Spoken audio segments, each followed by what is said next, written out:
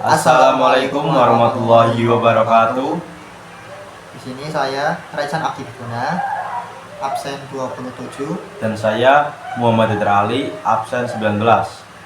Pada kesempatan kali ini kami akan membahas topik yang kontroversial mengenai penjajahan Jepang di Indonesia. Langsung saja, penjajahan Jepang di Indonesia berlangsung selama 3,5 tahun, dari tahun 1942 sampai 1945. Periode krusial yang mengubah tatanan global. Awalnya Jepang menyambut diri sebagai saudara tua yang membebaskan Indonesia dari penjajahan Belanda. Namun, realitas di lapangan menunjukkan penderitaan yang besar,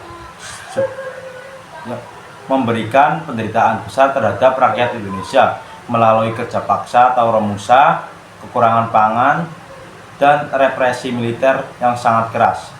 Namun demikian, kebijakan ini menumbuhkan semangat yang besar bagi para pemuda Indonesia yang bagus untuk memberikan peran penting terhadap kemerdekaan Indonesia.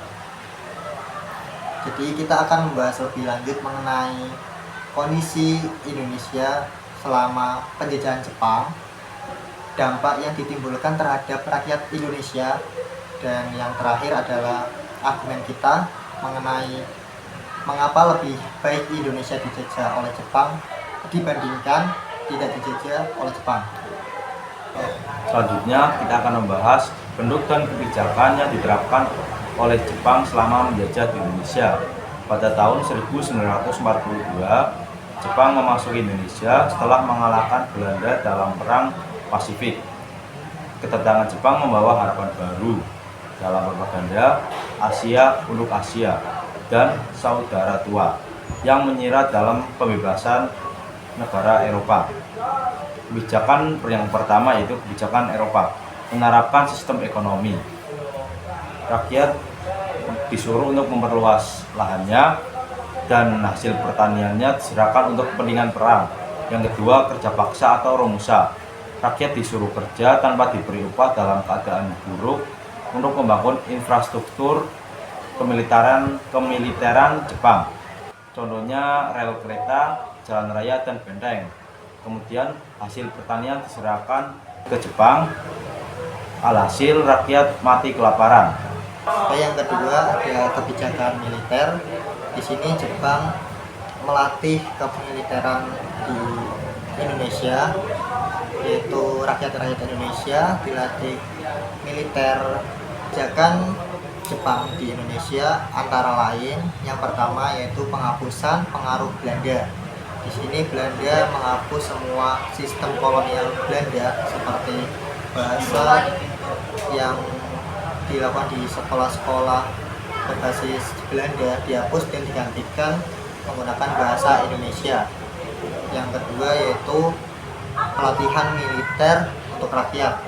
Di sini Belanda membentuk organisasi militer seperti Pembela Tanah Air atau PETA dan HEIHO yang dilatih untuk kepentingan militer. Yang ketiga ada pembentukan organisasi nasionalis seperti di sini Jepang ikut serta membentuk dalam BPUPKI dan PPKI, dan juga pembangunan infrastruktur seperti rel kereta dan jalan raya serta pabrik-pabrik yang dibangun, dan juga ada benteng. Pembahasan selanjutnya yaitu mengenai manfaat penjajahan Jepang di Indonesia. Yang pertama yaitu menguatkan rasa nasionalisme rakyat Indonesia, karena di sini Jepang memasuki Indonesia menggunakan propaganda Asia untuk Asia dan sebutan saudara tua yang menyiratkan pembebasan dari penjajah lain, sehingga rakyat Indonesia rasa nasionalisme itu lebih meningkat. Yang kedua itu pelatihan militer untuk mempersiapkan kemerdekaan. Pelatihan militer juga manfaat baik untuk rakyat Indonesia karena yang menjadi cikal bakal terbentuknya Tentara Nasional Indonesia atau TNI. Selanjutnya yaitu infrastruktur warisan dari Jepang. Seperti tadi, banyak infrastruktur yang dibangun oleh Jepang yang masih digunakan atau masih berfungsi sampai sekarang, seperti rel kereta api yang di Banten. Kemudian ada kemerdekaan yang terjadi lebih cepat. Jepang membantu Indonesia cepat merdeka karena jika Jepang tidak masuk atau menjajah Indonesia, kemungkinan besar Indonesia masih di bawah pengaruh Belanda. Dan yang terakhir, pembahasan terakhir yaitu mengenai mengapa kita lebih memilih lebih baik dijajah oleh Jepang dibandingkan tidak dijajah. Seperti manfaat-manfaat yang sudah disebutkan tadi. Jadi jika tidak dijajah oleh Jepang, kemungkinan besar Belanda akan berkuasa lebih lama dan kemungkinan besar juga Indonesia tidak merdeka.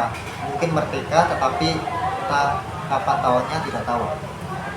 Selanjutnya juga jika tanpa pelatihan militer dari Jepang, perlawanan masyarakat atau rakyat Indonesia kepada Belanda karena masih dijajah oleh Belanda itu mungkin lebih lemah karena masyarakat Indonesia masih bersifat kedaerahan, masih berbentuk kerajaan-kerajaan, jadi sehingga kedatangan Jepang itu menimbulkan dampak positif, yaitu membantu Indonesia bisa melawan Belanda dengan kepelatihan militer dari Jepang. Kemudian yang terakhir yaitu penutup atau kesimpulan.